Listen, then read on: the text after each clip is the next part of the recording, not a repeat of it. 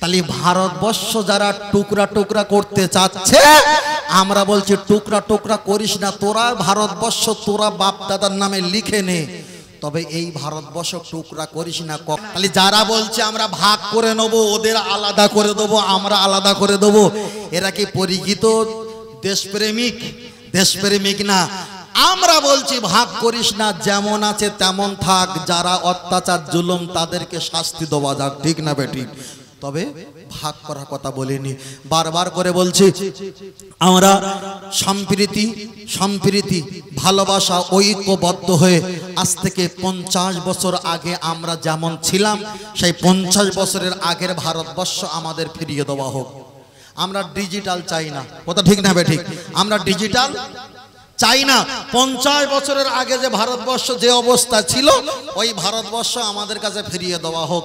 হিসাব করে দেখছি যারা লাফালাফি করছে যে তোমরা পাকিস্তানে যাও না, কবরস্থান যাও না, পিস্তলে যাও, আদৌ ওদের আধার কার্ড আর ভোটার কার্ড আর প্যান কার্ড আর পাসপোর্ট চেক করে দেখা যাচ্ছে একটাও মাল এ পারেন না। কথা বলতে পারিনি, এগুলো একটাও এ পারেন না, সব ওপারে ডুপ্লিসিটি করে আসা। আপনি বলেন তাহলে ওরা সতীনের ছেলে, তো সতীনের ছেলে, আগের গল্পের সঙ্গে মিল আছে, ওরা সতীনের ছেলে, ওরা এপারে চলে এসছে, ওরা শুধু ভাগ, যা আসে তাই লাভ। কি বড় ভাই, যা আসে তাই লাভ। কিন্তু আমাদের গর্ভের সন্তান, আমাদের রক্ত ঝরানো, আমাদের বুকে পেটে বাঁধা তো ভারতবর্ষ। আমরা চাই ভাই ভাগ করিস না, যেভাবে ভারতবর্ষ আছে সেভাবে থাক, তবে যে কটা উকুন ময়লা ওইগুলো তোরা বাদ দে, তবে এটা কাঁথা তোরা ভাগ করিস না। তোর পিঠে দিলে কাঁধ হয়ে যাবে, আমারও কাঁধে দিলে মাথা ফাঁকা হয়ে যাবে, ঠান্ডায় দুজন। চলেন আমি আপনাকে বোঝাতে চেয়েছি, তাহলে নাপাক থেকে পাক হবে কতক্ষণ? ফজরের রক্ত যখন শুরু হয়ে যাবে, আপনি তখন যদি পবিত্র হও আলহামদুলিল্লাহ ভালো। ফজরের রক্ত শেষ হবার আগে আপনাকে পবিত্র হয়ে নামাজ ইবাদত, আপনাকে ইবাদত আদায় করে নিতে হবে। আপনি যদি বলেন হুজুর আমি নাপাক আছি, বেলা 8টা-9টার সময় আমার বৌমা তিনি নাপাক অবস্থায়, আমার বৌমা কল কেটার বেরাস করে, নাস্তা জোগাড় করে, এটা কি জায়েজ? আমি আপনার কাছে ছোট করে অপশন বলি, নবী আমার হাদিস শরীফে জানিয়েছেন ওই ব্যক্তিরা সবচাইতে জাহান্নামী হবে যারা দুনিয়াতে পরিষ্কার পরিচ্ছন্নতা থাকে না, আমার আল্লাহ তাদের ইবাদত কবুল করবে না। যার একটা ব্যাখ্যা আমি আপনার কাছে বলি, নবী আমার বলেছেন তোমরা মসজিদে কাঁচা পেঁয়াজ খেয়ে যাবে না, কাঁচা গাজর খেয়ে যাবে না, কাঁচা মূলা খেয়ে যাবে না, কাঁচা দেখা যায় রসুন খেয়ে যাবে না, এটা খেয়ে যাওয়া মসজিদে যাওয়া মাকরুহ। এমনকি যদি কেরোসিন তেল থাকে, কেরোসিন তেল যদি হারিকেল থাকে, কারেন্টের ব্যবস্থা না থাকে, মশলার কিতাবে এসেছে তলায় একটা কার্পেট দিয়ে দাও, তারপরে কেরোসিন তেল দিয়ে তুমি আগরবাতি জ্বালাও, তবে ডাইরেক্ট কেরোসিন তেল মসজিদে তোলা এটা মাকরুহ। আপনি যদি বিড়ি খাও, আপনার গাল থেকে দুর্গন্ধ বার হয়ে যায়। পেঁয়াজ আর গাজর আর মূলা আর রসুন খেয়ে মসজিদে যাওয়া হলো নিষেধ। আপনি যদি বিড়ি খাও, বিড়ি খেয়ে মসজিদে যাওয়া নিষেধ। যার ব্যাখ্যা হলো এটা, নবী আমার একটা হাদিস শরীফে বললেন ক্বালান নবী সাল্লাল্লাহু আলাইহি ওয়াসাল্লাম কুল্লু মুসকিরিন হারামুন আও কামা ক্বালা আলাইহিস সালাম, সমস্ত নেশাদ্রব্য জিনিস ওগুলো হারাম, ওগুলো হারাম। আপনি যদি বিড়ি খাও, আপনার হাতটা দুর্গন্ধ হয়, আপনার জামাটা দুর্গন্ধ হয়, বিড়ি খেলে বালিশটা দুর্গন্ধ হয়, বিড়ি খেলে যে কামরা ঘুমায় ওই কামরাটা দুর্গন্ধ হয়, বিড়ি খেলে যে কাঁথা গায়ে দেয় ওই কাঁথাটাও দুর্গন্ধ হয়। যারা বিড়ি খায় সর্বসময়, ওরা যে বাইক গুলো চালায়, পিক আপ ধরে, ওটাও দুর্গন্ধ হয়। যারা বিড়ি খায় সাইকেলের স্ট্যান্ড হ্যান্ডেল যারা ধরে, ওটাও দুর্গন্ধ হয়। যারা বিড়ি খায় ওদের মোবাইলটা কবার শোকে দেখো, ওটাও দুর্গন্ধ হয়। এমনকি বিড়িখোর যদি মাইকে আজান দেয়, ওখানেও দুর্গন্ধ পাওয়া যায়। তাহলে বিড়িখোর যদি মসজিদে নামাজে যদি দাঁড়ায়, আর মাসলা হলো তোমরা গায়ে গায়ে কাঁধে কাঁধ মিলিয়ে নামাজ পড়ো, বিড়িখোরের আর আমার যদি ডিফারেন্স এতটা হয়, তাহলে আপনার গাল ওনার গাল থেকে আপনার গালে দুর্গন্ধ আসবে। নবী আমার একটা হাদিস শরীফে বলেছেন, হাদিসটা ইমাম মেশকাত রহমাতুল্লাহ বর্ণনা করেছে, কোন ব্যক্তি যদি হাত দিয়ে আর মুখ দিয়ে কোন নিরহ ব্যক্তিকে যদি কষ্ট দেয়, ও হারগিজ ইমানদার নেহি হো সকতা, ওই ব্যক্তি কখনো ইমানদার হতে পারে না। তাহলে একটা ভালো ব্যক্তি নিরহ ব্যক্তিকে হাত দিয়ে আর মুখ দিয়ে যদি কষ্ট দেয়, ওই ব্যক্তি ইমানদার হতে পারে না। আপনাদের হাওড়া জেলা আমতা না আনমারিড এই এলাকায় কোন একটা চায়ের দোকান আছে আর একজন বিড়িখোর চায়ের দোকানের টেবিলে বসেছে আমি আর বাবাজি দুইজনা বসেছি বিড়িখোর যখন বিড়ি খায় ধমাগুলো পকমাল ইট ভাটার মতো হয়ে বার হয় ওই ধমা যখন দুই দাদু ভাইয়ের নানো ভাইয়ের যখন নাকে চোখে আসে আমরা তো অসুস্থ হয়ে যাই তাহলে রাসূল বলেছে একটা নিরহ ব্যক্তিকে হাতের দ্বারা মুখের দ্বারা কষ্ট দিলে ওই ব্যক্তি ইমানদার হতে পারে না তাহলে চায়ের দোকানে আমারও যাবার অধিকার আছে আপনারও অধিকার আছে আপনি হাত দিয়ে ধরলেন আর মুখ দিয়ে ধমা ছাড়লেন তাহলে হাতের দ্বারা মুখের দ্বারা দুইজনা কষ্ট পেলাম এবার বিড়ি খাওয়া আমি হারাম বলছি না রাসূল তো আপনাকে ইমানদার বলিনি এখন বিড়ি খাওয়া হালাল কি হারাম এ চিন্তা বাড়ি গিয়ে করাটাই ভালো কথা বোঝাতে পেরেছি বিড়ি খাওয়া হালাল কি হারাম এ ফতোয়া আমি দেইনি রাসূল বলেছে হাতের দ্বারা আর মুখের দ্বারা নিরহ ব্যক্তি কষ্ট পেলে ওই ব্যক্তি ইমানদার না এবার আপনি যখন বিড়ি খান হাত দিয়ে ধরেন মুখ দিয়ে ছাড়েন যারা খায় না তাদের কি মেশকে আম্বারের মতো লাগে না দুর্গন্ধ লাগে তাহলে হাত দিয়ে ধরেছেন মুখ দিয়ে ছেড়েছেন আপনার কষ্টে ওই ব্যক্তিরা নিরহ ব্যক্তি কষ্ট পেয়েছেন রাসূল তো আপনাকে ইমানদার বলল না এখন বিড়ি খাওয়া হালাল কি হারাম ও তো অনেক দূরে আল্লাহ আল্লাহ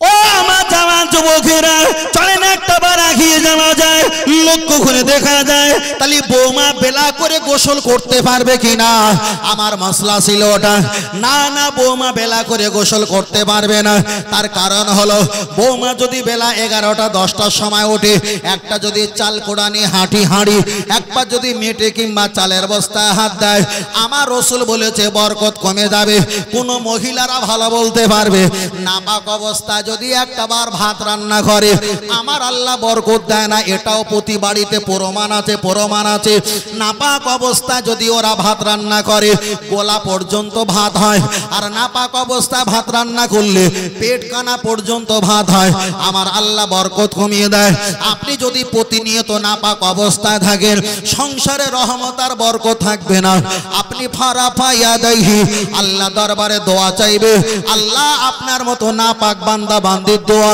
আমার আল্লাহ পাকের দরবারে কবুল হবে না আমি ফের আপনাকে বলছি আপনি যদি নাপাক অবস্থা বেলা পর্যন্ত থাকেন স্বামী আর স্ত্রী যদি পবিত্র না হও ও বাপজিরা নাপাক অবস্থা থাকলে এইডস কিংবা এফজনি রোগ হবার সম্ভাবনা আছে তাই আমি আপনাকে বোঝাতে চেয়েছি আপনাকে পাক পবিত্র হতে হবে পাক পবিত্র হতে হবে ওই জন্য নবী আমার বলেছে তোমাদের যখন বগলে কেশ কিংবা চুল থাকবে তোমাদের যৌন অঙ্গে কিংবা অবাঞ্ছনীয় কেশ যখন থাকবে তোমাদের নাকে যখন চুল থাকবে তোমরা 15 দিন অন্তরে সাফ পরিষ্কার করা শুরু করে দাও 15 দিনে যদি না হয় তোমরা 40 দিনের ভিতরে সাফ পরিষ্কার করে দাও তবে আমি আপনাদেরকে একটা বলছি অনেক ভাবাজিরা আছে হয়তো টাকার গরম সম্মানের গরম একটা সেলুনের দোকানে গিয়ে হাতটা লম্বা করে দেয় ফাঁকা করে দেয় আর সেলুনওয়ালা ওখানে ব্লেড দিয়ে পরিষ্কার করে দেয় রাসূল বলেছে এটা হারাম চলেন একটা হাদিস পড়া যাক আল্লাহ নবী হাদিস শরীফে বললেন আন্নাল মারআতা ইদা বালাগাতিল মাহিদা একটা মেয়ে যখন সাবালক সাবালিকা হয়ে যাবে লা ইসলিহা আইয়ুরা ইল্লা হাযা হাযা ওয়া হাযা একটা মহিলা হাতের কবজি আর মুখমণ্ডল আর পায়ের কবজি তিনটে অঙ্গটা খুলে রাখতে পারে ওটা বাড়ির পরিবারের সামনে সেটা 7 জন হোক 5 জন হোক বাড়ি ফ্যামিলি তাদের সামনে পায়ের কবজি আর হাতের কবজি মুখমণ্ডল খুলে রাখতে পারে আর পৃথিবীর কোথাও খুলে রাখতে পারবে না পুরুষদের জন্য আমার আল্লাহ কোরআনে প্রথমে পুরুষের পর্দার কথা বলেছে আগে আমার আল্লাহ নারীদের পর্দার কথা বলেনি হাফেজ সাহেব যদি থাকে আপনারা শুনে দেখেন আল্লাহর কসম করে বলছে কোরআনে প্রথমে পুরুষদের পর্দার কথা বলেছে আমার নবী বলেছেন নাভির উপরে পুরুষেরা যেন কাপড় পরে গাঁটুর উপরে যেন কাপড় পরে ওদের মাথায় যখন টুপি পরবে টুপি শুধু পরলে হবে না চারটে ভাগ করো, তার ভিতরে তিনটে অংশ তোমরা মাথাটা ঢাকা দিয়ে রাখো। আল্লাহ নবী পরে আবার বলেছেন, তোমরা যখন প্রসাব পায়খানা টয়লেটে চলে যাবে, মাথায় একটা ওন্না কিংবা টুপি একটা কাপড়ের ব্যবস্থা করে দাও। তোমরা যখন খানা পিনা খাবে, তোমরা অবশ্যই মাথায় একটা টুপি কিংবা কাপড়ের ব্যবস্থা করে দাও। আল্লাহ নবী বলে দিয়েছে, আমি এক সময় রাস্তা দিয়ে হেঁটে যাচ্ছিলাম, আর পিছন দিক দিয়ে বড় হাওয়া বয়ে যাচ্ছিল, আর আমার চাদরটা সাপের মতো লেজে বেঁকা বেঁকে শুরু হয়ে গেল। আল্লাহর কোরআন নাজিল হয়ে গেল, হে মুহাম্মদ সাল্লাল্লাহু আলাইহি ওয়াসাল্লাম, তোমার আইডিয়া কম হাত দিয়ে ওই চাদরের কানাটা যদি টেনে ধরতে, কতই টানা ভালো হতো, কতই না ভালো হতো। তাহলে রসুলের একটুকুনি চামড়া দেখানোর জন্য আল্লাহ যদি কোরআন নাজিল করে ওই চাদরটা টেনে ওখানে সেটিয়ে লাগার কথা যদি খোদ আল্লাহ বলে, তুমি কত বড় মহারথী হয়ে গেছো। টাকা দিচ্ছ বলে তোমার অবাঞ্ছনীয় কে সেখানে বগল উঁচু করে দিয়ে আর বেলেট দিয়ে খেরখার করে পরিষ্কার করে নিয়েছো। এ বেহায়া আর নির্লজ্জা, কখনো রসুলের আদর্শ এটা হতে পারে না। ফের বলছি, অনেক জায়গা দেখেছি, সেলুনের দোকানে গিয়ে বলছে, দাদা একটুখানি এইটা ও ভালো, এইটা ভালো, এইটা ভালো, এটা বাবা তোর আলমারিতে যদি এই অবস্থা হয়, তাহলে শোকেশের খোলে কি আছে? কথা বোঝাতে পারিনি? তাহলে আলমারি যদি এই হয়, তাহলে শোকেশের খোলে সর্বনাশ হয়ে আছে। আমি বারবার করে বলছি, হারাম হারাম চলবে না। অবাঞ্ছনীয় কেশ আপনি কোনো ব্যক্তি দিয়ে পরিষ্কার পরিচ্ছন্নত করার অধিকার ইসলাম আপনাকে আমাকে দেয়নি। তবে এখানে একটা আসতে পারে, স্ত্রীর জন্য ভিন্ন। কথাটা মাথায় করে রাখবেন, স্ত্রীর জন্য ভিন্ন। যদি বলেন স্ত্রীর জন্য ভিন্ন, তবে আর একটা হাদিস মনে পড়ে গেছে। হাদিসটা বুখারীতে এসেছে। ইমাম বুখারী মুহাম্মদ আল্লামা আব্দুল্লাহ ইমাম বুখারী রাহমাতুল্লাহ আলাইহি বুখারী শরীফের ভিতরে হাদিসটা সংকলন করেছে। ও নবী সাহা, ও নবী পাকের উম্মতেরা, তোমাদের আম্মাজান আয়েশা সিদ্দিকা রাদিয়াল্লাহু তাআলা আনহা, আমাদের উম্মাহাতুল মুমিনিন ইমানদারদের মা, তিনি বলছে, মদিনার মেয়েরা তোমরা জানো, তোমার নবীর সঙ্গে আমার 9 বছর 11 মাস 3 দিন বিয়ে হয়েছিল। কয় বছর? 9 বছর 11 মাস 3 দিন কম বেশি তোমার নবীর সঙ্গে জীবিত অবস্থা পেলাম, তারপরে নবী বিদায় নিয়েছে। তাহলে 9 বছর 11 মাস 3 দিন তোমার নবীর জীবনের সঙ্গে ছিলাম, তোমার নবী একবারও আমার যৌন অঙ্গের দিকে তাকায়নি। তাহলে আগের কথা বলেছি, স্ত্রীর জন্য ভিন্ন, এটাও দলিল আছে। আবার দয়ার নবী নিজের স্ত্রীর যৌন অঙ্গের দিকে তাকায়নি, এরও দলিল আছে। কথা বোঝাতে পেরেছি? তাহলে আমরা যে দুনিয়াতে বসবাস করছি, আমরা যে পরিস্থিতির শিকারে হচ্ছি, আমরা হয়তো সেখানে তাকাতে পারি, এটা মজবুরি। তবে এটা জায়েজ, এটা হারাম বলছি না, জায়েজ। কিন্তু নবীর জন্য ভিন্ন। তবে নবী বলেছেন, নবী একটা হাদিস পাকে বলেছেন, খারাপ পাচ্ছেন নাকি? নবী বলেছেন, তোমরা বারবার ওখানে তাকালে তোমাদের ব্রেনের সমস্যা হবে, মাথার যন্ত্রণা হবে। অধিকাংশ যারা যৌন অঙ্গের দিকে তাকিয়ে তাকিয়ে, বেশিরভাগ যারা স্বামী স্ত্রী থাকে, মিলন হওয়ার পরে তাদের শরীরটা দুর্বল, মাথার যন্ত্রণা হয়। মনে হচ্ছে রসুলের হাদিসটা ঠিকই আছে। অনেক বিষয়, এ বিষয়টা হয়তো দাদু ভাই আপনার প্রয়োজন নেই, কিন্তু প্রজন্মিত ছেলেদের, কথা বোঝাতে পারছি, প্রজন্মিত ছেলেদের প্রয়োজন আছে। বারবার করে বলছি, ছেলেরা আমার দিকে তাকান, আমার দিকে তাকান। এই মোবাইল তো আমাদের সর্বশেষ করে ফেলেছে। মোবাইল এতে অডিও ভিডিও, FM রেডিও, তারপর কি ক্যামেরা শুধু সামনে পিছনে না। এ মাল তো দিয়েছে দুটো, কারোর আছে 3টে, কারোর আছে 4টে, অথচ মেরে দেখো হচ্ছে একটা। ঠিক না বেঠিক? টিপে দেখো হচ্ছে কটা? একটা। দিয়ে রেখেছে 3টে 4টে। আবার সামনে ক্যামেরা, পিছনেও ক্যামেরা। ফেসবুকে মেয়েদের ছবি দেবেন, খবরদার আমার যুবক ছেলেরা আপনারা দেবেন না। ফেসবুকে কোনো খারাপ কমেন্ট লিখবেন না, ফেসবুকে কোনো খারাপ ছবি কিছু দেবেন না, লিখবেন না। যারা লাফালাফি করছে, ওদের লাফালাফি বন্ধ করার জন্য ওদেরই দলের লোক লাফালাফি বন্ধ করাচ্ছে। আমি বারবার করে বলছি না, আমাদের ভারতবর্ষ, আমরা শান্তিতে চাই। আমাদের ভারতবর্ষ আমাদের সোনার দেশ, এটা আমাদের রক্ত দিয়ে গড়া, অর্থ দিয়ে গড়া, জীবন দিয়ে গড়া। কথা ঠিক না বেঠিক? এবার বলেন, ছোট করে বলছি, আমার দিকে তাকান। দাদু ভাই চুপ করো। নবী সুলাইমান, হাদিস বলছি পরে ব্যাখ্যাটা বুঝবেন। নবী সুলাইমান আলাইহিস সালামের কাছে দুটো মহিলা এসেছে। দুটো মহিলা এসে আর একটা বাচ্চাকে নিয়ে এসেছে। একটা বাচ্চা বলছে এই ছেলেটা আমার, আর একটা মহিলা বলছে না হুজুর এই ছেলেটা আমার। এখন দুইজনা ঝগড়া করতে। ছেলে কয়টা? ছেলে কয়টা? একটা। আর ভাগিদার কয়টা? দুটো। ভাগিদার তো একটা হবে না, দুটো হবে? একটা হবে। নবী সুলাইমান আলাইহিস সালাম তিনি একদিকে নবী একদিকে বাদশা, তিনি বিচার করে দিচ্ছে। ওদের বিচার মনক্ষুণ্ণ মানে পছন্দ হয় না। নবী সুলাইমান সালাম রেগে গিয়ে যায় তরোয়ালটা নিয়ে এসো। দিনি তরোয়ালটা নিয়ে এসে বলল বাচ্চাকে দাঁড় করিয়ে দাও, আমি মাঝখান থেকে ফালি করে দুইজনকে ভাগ করে দেবো। তখন একটা মহিলা এসে বলছে হুজুর আমার বাচ্চার প্রয়োজন নেই, বাচ্চাটা ওকে দিয়ে দাও। জীবনে মনে থাকবে যে আমার বাচ্চা আমার কোলে না থাকলে অপরের কোলে বেঁচে আছে। তাহলে ভারতবর্ষ যারা টুকরা টুকরা করতে চাচ্ছে, আমরা বলছি টুকরা টুকরা করিস না। তোরা ভারতবর্ষ তোরা বাপ দাদার নামে লিখে নে, তবে এই ভারতবর্ষ টুকরা করিস না। কখনো ও ছেলে জীবিত থাকবে? কথা বোঝাতে পেরেছি? ও ছেলে আর সুস্থ থাকবে না। তাহলে যে বাচ্চাকে মারতে দেয়নি সে পরিচিত মা, আর যে ভাগ চাইছিল অর্ধেক করে সে কি পরিচিত মা হতে পারে? হতে পারে না। তাহলে যারা বলছে আমরা ভাগ করে নেব, ওদের আলাদা করে দেবো, আমরা আলাদা করে দেবো, এরা কি পরিচিত দেশপ্রেমিক? দেশপ্রেমিক না। আমরা বলছি ভাগ করিস না, যেমন আছে তেমন থাক। যারা অত্যাচার জুলুম তাদেরকে শাস্তি দেওয়া যাক, ঠিক না বেঠিক? তবে ভাগ করার কথা বলিনি। বারবার করে বলছি আমরা সম্প্রীতি সম্প্রীতি ভালোবাসা ঐক্যবদ্ধ হয়ে আজ থেকে 50 বছর আগে আমরা যেমন ছিলাম সেই 50 বছরের আগের ভারতবর্ষ আমাদের ফিরিয়ে দেওয়া হোক। আমরা ডিজিটাল চাই না, কথা ঠিক না বেঠিক?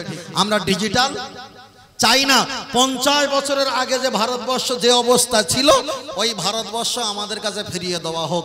হিসাব করে দেখছি যারা লাফালাফি করছে যে তোমরা পাকিস্তানে যাও না কবরস্থান যাও না পিস্তলে যাও, আদৌ ওদের আধার কার্ড আর ভোটার কার্ড আর প্যান কার্ড আর পাসপোর্ট চেক করে দেখা যাচ্ছে একটাও মাল এ পারেন না। কথা বলতে পারিনি? এগুলো একটাও এ পারেন না, সব ওপারে ডুপ্লিসিটি করে আসা। আপনি বলেন তাহলে ওরা সতীনের ছেলে? তো সতীনের ছেলে, আগের গল্পের সঙ্গে মিল আছে। ওরা সতীনের ছেলে, ওরা এপারে চলে এসছে। ওরা শুধু ভাগ, যা আসে তাই লাভ। কি বড় ভাই, যা আসে তাই লাভ। কিন্তু আমাদের গর্ভের সন্তান, আমাদের রক্ত ঝরানো, আমাদের বুকে পেটে বাঁধা তো ভারতবর্ষ।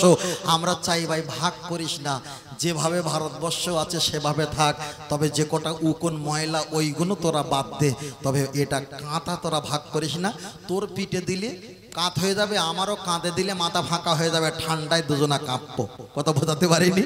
দুজনা কাঁপবো। এটা তাকবীর দেন, নারে তাকবীর।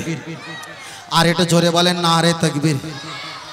তাকবীর হয় না, আর এটা তাকবীর দেন, নারে তাকবীর। পিছনে বড় ভাই একটু হাত তুলে তাকবীর হবে না? হবে না? হবে তো ইনশাআল্লাহ হবে তো। বড় ভাই আপনি আসেন, আপনি চলে আসেন। তাকবীর হবে তো বাবা? বাবু হবে তো? মাশাআল্লাহ। তার আগে একটা গজল বলা থাক। হ্যাঁ, তোরা পানি নিয়ে আসেনি বাবা এখানে? পানি কোথায়? আরে পানি দে। সর্বনাশ, আমরা তো পাকিস্তানে পানি ছেড়ে দেবো একটু আগে, একটু পরে পাকিস্তানে পানি ছেড়ে দেওয়া হবে, তাই না? এক খবর শোনেননি?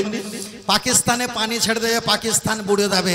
আচ্ছা পাকিস্তান বুড়ে গেল, কে শুয়ে পড়লো, আমার বাপের কিছু যায় আসে? কিন্তু আমার ভারতবর্ষে যদি একটা ঝাল গাছ বুড়ে যায় তাহলে কিন্তু মেজাজ গরম হয়ে যাবে। কথা বোঝাতে পারিনি? এ ঝাল গাছ লঙ্কা গাছ আমাদের সম্পত্তি, তাই না? তাহলে একবার গজল হবে তো ইনশাআল্লাহ? হবে তো? সকলে বলবে তো মাশাআল্লাহ? বললো ইয়া রাসূলুল্লাহ ইয়া হাবিবাল্লাহ, জোরে জোরে ইয়া রাসূলুল্লাহ। বাহ, জোরে বললো ইয়া রাসূলুল্লাহ। একটু সাউন্ড বাবা। বললো ইয়া রাসূলুল্লাহ। এসে ফুল লওয়া হয়নি, ভুল হয়ে গেছে, ভুল হয়ে গেছে, ফুল লওয়া হয়নি। এ বাবু তুমি ওঠো, তুমি ওঠো, এই ওখান থেকে কটা ফুল দাও, এই তো সাদা ফুল, হলুদ ফুল, লাল ফুল দাও। ও পানি আন থেকে কিয়ামত হয়ে গেছে। লাল, হ্যাঁ বাহ বাবা, একটা সাদা ওই সবুজ দাও, সাদা সবুজ, হ্যাঁ সাদা সবুজ দাও, দিয়ে দাও। আরে সবুজ চেনো না? সবুজ ওই ঘাস ঘাস ঘাস ঘাস, বাহ বাবা বাহ, মাশাআল্লাহ মাশাআল্লাহ। বড় ভাই ইকো দিতে হবে না, ওই সাউন্ডটা শুধু বাড়িয়ে দাও, ইকো দিতে হবে না। মাশাআল্লাহ, আল্লাহ কবুল। বড় ভাই আপনি চলে যাচ্ছেন নাকি? হ্যাঁ, আমাদের তাওয়ারক আছে, বিশ্বাস করেন তাওয়ারক আছে তো, গোশ আছে তো, ওই দেখে একদম যাবে না, গেলি লস।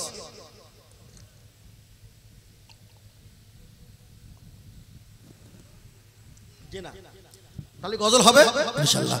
বল ইয়া রাসূলুল্লাহ ইয়া হাবিবাল্লাহ, বল ইয়া রাসূলুল্লাহ। গোলাপ নীলম গাধা নীলম নীলম রজনী গন্ধা, মনের সুখে মালা গেঁথেছি সকাল থেকে সন্ধ্যা। জোরে হবে না? আর এটা জোরে হবে না? তবে একবার দেখা দাও যদি ও গো কামলি ওয়ালা, একবার দেখা দাও যদি ও গো মদিনা ওয়ালা, হাসি মুখে পাঠাবো তোমায় হাজার কি আমের নজরানা। বলো বলো ইয়া রাসূলুল্লাহ, জোরে বলো ইয়া রাসূলুল্লাহ। লাল ফুলকে প্রশ্ন করি তুমি রংটি কোথায় পেলে, লাল রঙকে প্রশ্ন করি তুমি রংটি কোথায় পেলে, ও হত ময়দানে নবীজি রক্ত লাল ছিল বলে। আর একটু জোরে হবে না? আর একটু জোরে হবে না?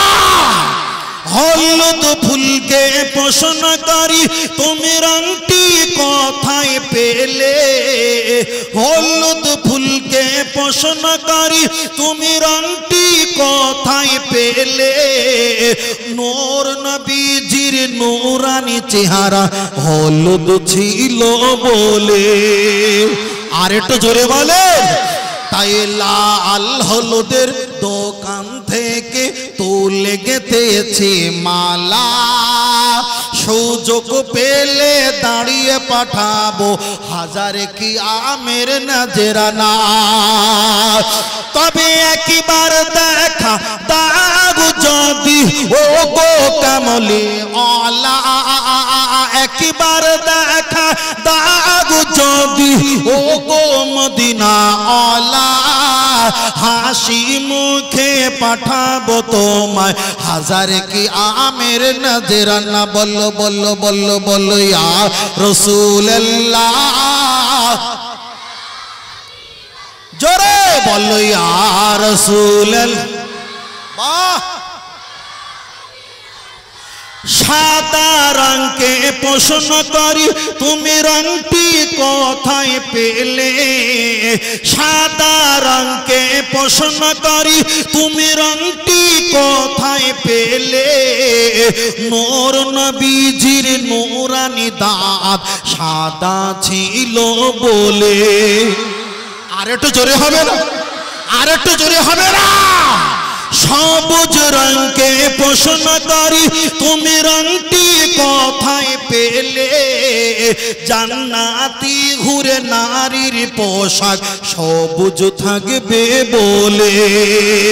তাই সাদা হলুদের লাল সবুজের দোকান থেকে তুলে গেঁথেছি মালা, আখিরি দোয়ার আগে দাঁড়িয়ে পাঠাবো হাজার কি আমের নজরানা। তবে একবার দেখা দাও যদি ও গো কামলি ওয়ালা, একবার দেখা দাও মাদি ও গো মদিনা ওয়ালা হাসি মুখে পাঠাবো তোমায় হাজার কি আমের নজরানা বল বল ইয়া রাসূলুল্লাহ আরো জোরে ইয়া রাসূলুল্লাহ নারে তাকবীর আল্লাহ আমাদের কবুল করেন বলেন আমিন আর একটু জোরে হবে না আর একটু জোরে হবে না আর একটু শোষে মনে হবে না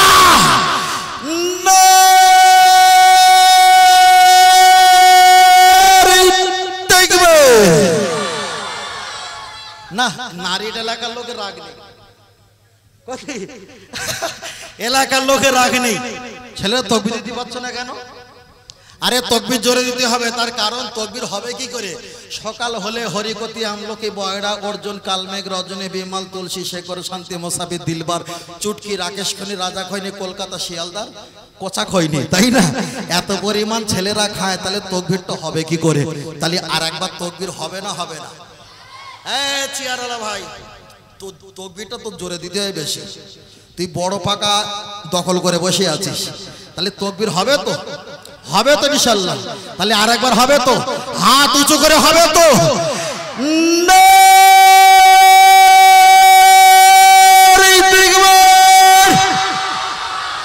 আহলে সুন্নাত ওয়াল জামাত সিলসিলাহ ফুরফুরা শরীফ মদিনা মক্কা শরীফ আল কোরআনের আলো আল হাদিসের আলো প্রতি বছরে না এবছরে নারীর জুম্মা মসজিদ মাদ্রাসার উন্নতি কল্পে মহানিসাল্লে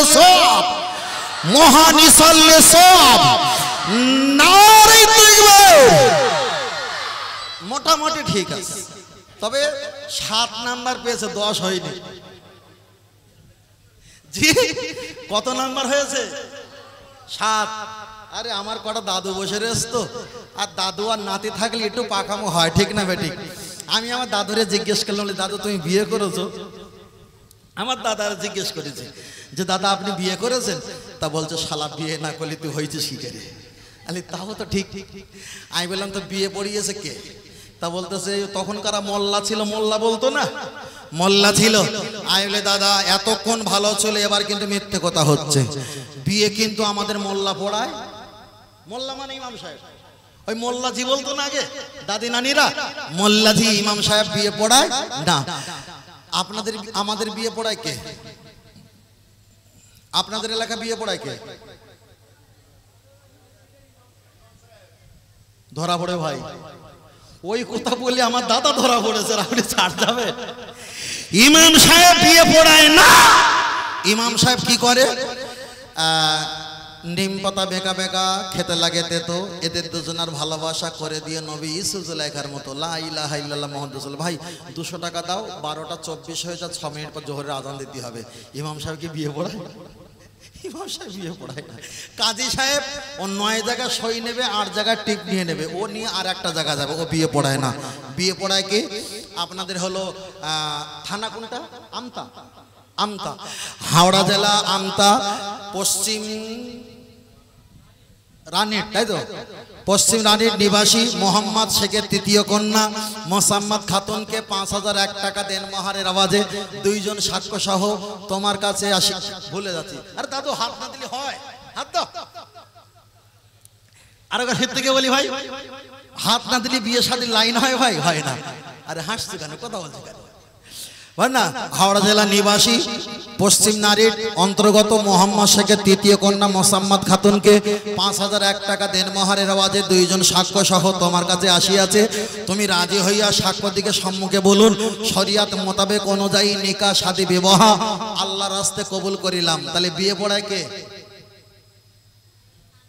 কো দাদু ভাই বিয়ে পড়ায় কে উকিল তাহলে ইমাম সাহেব বিয়ে পড়ায় কাজী সাহেব বিয়ে পড়ায় কে বিয়ে পড়ায় উকিল আর আমাদের এলাকায় উকিল হয় কে যে সেকেন্ডে 28টা করে মিথ্যে কথা বলে কথা বুঝতে পারেন না পাক্কা চিটিং বাজ এক বিড়ি 5 বার খাবে খাবে আবার কানে গুঁজে রাখবে তাহলে বিয়ে পড়ায় কে?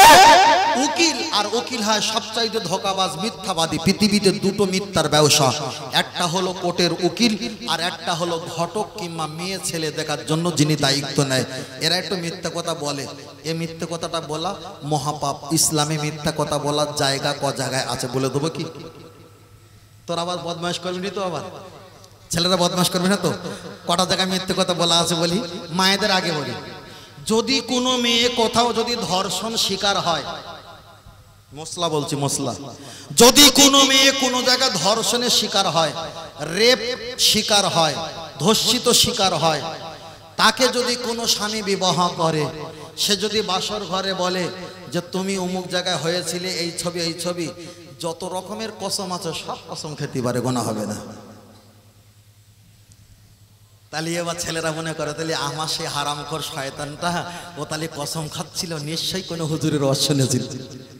কথা বুঝতে পেরেছেন না? এটা জীবন বাঁচবে, সংসার বাঁচবে, এর জন্য মিথ্যা কথা বলা জায়েজ আছে। আর একটা জায়েজ, তুমি ভাই আমি দুজনা ঝগড়া করেছি, এখন আপনি মাঝখানে হয়ে বলছেন মফিজুল হুজুর বলছিল আপনার সঙ্গে কথা বলে, কিন্তু আমি আদৌ বলিনি। আমার কাছে এসে বলছে যে আপনার দাদু ভাই বলছিল আপনার সঙ্গে একটু মিটে যায় বলে, আদৌ আপনি বলেননি। এইভাবে মিথ্যা বলিয়ে দুইজনের সম্পর্ক এক জায়গায় করে দেওয়া জায়েজ আছে, বোঝেন না? আর একটা জায়েজ আছে, সেটা হলো কোথায়? কোথাও যদি আপনার স্ত্রীকে সঙ্গে নিয়ে যাও, আপনার স্ত্রী দেখতে সুন্দর, সুইট এবং সুন্দর কালারফুল, মোটিভাই, সুন্দর গঠন আছে, যদি জিজ্ঞাসা করে এটাকে, আপনি স্ত্রী বললে তারা ভাগ নিতে চাইবে, আপনি সেখানে যে কোনো একটা সম্পর্ক পরিচয় দিয়ে খারাপ কাজ থেকে মোকাবিলা করে চলে আসতে পারেন, এতে সমস্যা হবে না। যেমন করেছিলেন নবী ইব্রাহিম আলাইহিস সালাম, নিজের স্ত্রীকে কি বলেছিল? বোন বলেছিল। নিজের স্ত্রীকে কি বলেছিল? বোন বলেছিল। কথা বোঝেন না? কি অসুবিধা হচ্ছে নাকি? জি, অসুবিধা হচ্ছে না তো? একদম অসুবিধা হওয়ার কোনো জায়গা নেই।